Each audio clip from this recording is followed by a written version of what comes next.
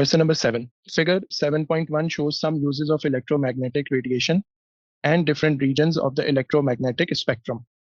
तो आपके पास यूज ऑफ इलेक्ट्रोमैग्नेटिक रेडिएशन है, फॉर एग्जांपल ब्लूटूथ हेडसेट, और रीजन ऑफ इलेक्ट्रोमैग्नेटिक स्पेक्ट्रम, जिस रीजन की वेव्स यहाँ यूज होती हैं वो रेडियो वेव्स हैं, ये आपस में कनेक्टेड.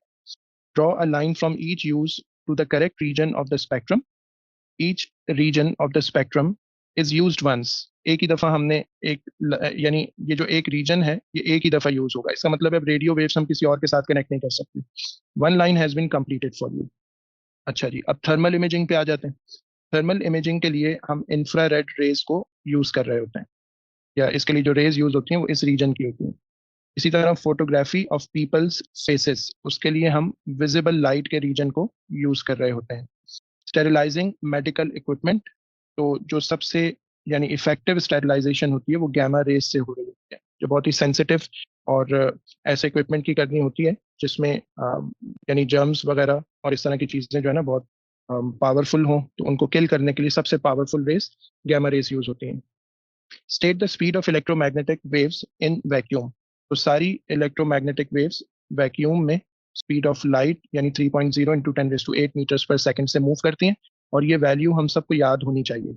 इस तरह की जो चीज़ें हैं ना वो फिर एग्जाम में 1 मार्क के लिए देखने में पूछ लिया.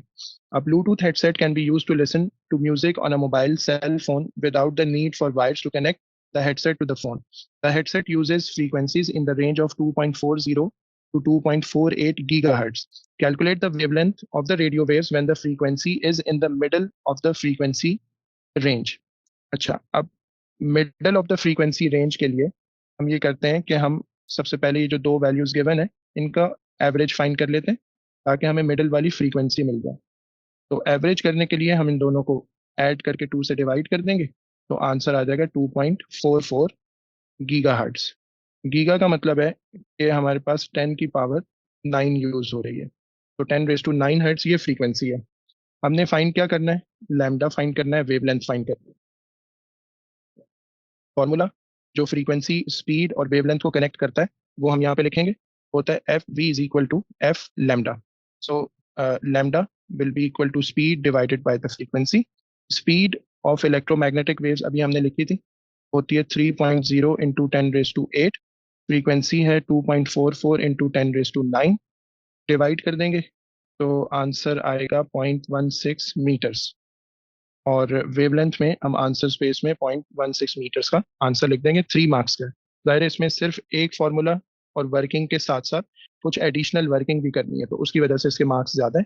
3 मार्क्स का ये एक न्यूमेरिकल क्वेश्चन है. Okay, last part, suggest why a Bluetooth headset only works well over short distances. तो आपने देखा होगा कि ब्लूटूथ हेडसेट्स के साथ ना उनकी मीटर्स के अंदर रेंज डिफाइंड हुई भी होती है. तो उसकी वजह ये है कि ये बहुत लो फ्रीक्वेंसी की वेव्स यूज कर रहे होते हैं, रेडियो वेव्स, और ये जो लो फ्रीक्वेंसी वेव्स होती हैं ये अपनी एनर्जी बहुत जल्दी लूज कर देती हैं. तो इसीलिए इनको जो है ना एक शॉर्ट डिस्टेंस के साथ यूज किया जाता है. तो रीजन उसकी ये है कि radio waves lose energy over a long distance. बहुत ज्यादा लॉन्ग डिस्टेंस में हम इनको यूज नहीं कर सकते, वरना इमिटर जो भी सेल फोन का इमिटर रेज इमिट कर रहा होगा वो ब्लूटूथ हेडसेट तक नहीं पहुंच सकेंगे, उससे पहली एनर्जी लूज हो जाएगी.